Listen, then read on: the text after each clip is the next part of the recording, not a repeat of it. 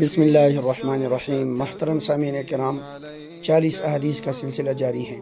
آج اس سلسلے کی حدیث نمبر 23 پیش خدمت ہے۔ اس حدیث کو امام مسلم رحمہ اللہ نے عبداللہ ابن عمر ابن عاص رضی اللہ تعالیٰ عنہ کے حوالے سے ذکر فرمایا۔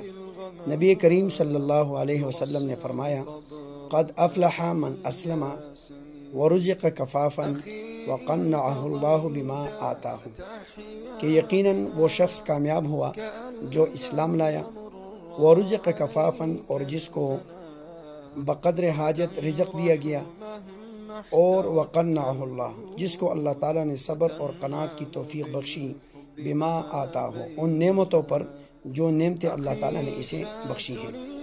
3 صفات کا تذکرہ فرمایا۔ سب سے پہلے اسلام اور ایمان کا تذکرہ فرمایا، کیونکہ اگر انسان کے اندر اسلام اور ایمان نہیں تو چاہے ساری دنیا اس کے پاس ہو لیکن وہ پھر بھی ناکام ہے، اس لیے من اسلمہ کو پہلے فرمایا۔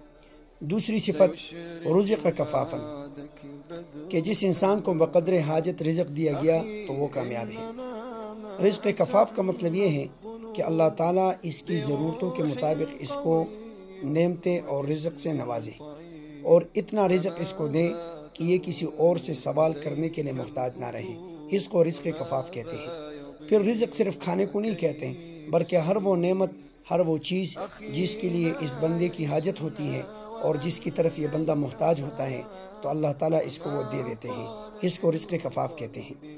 اور تیسری بات قنعہ اللہ، کہ اللہ تعالیٰ نے اس کو جو نعمتیں دی ہیں یہ اس پر صبر کرے اور قناعت کرے۔ تو اللہ تعالیٰ سے دعا ہے کہ اسلام پر ثابت قدم رہنے کی توفیق عطا فرمائے اور رزق کفاف اور قناعت کی دولت سے ہمیں نوازے۔ آمین۔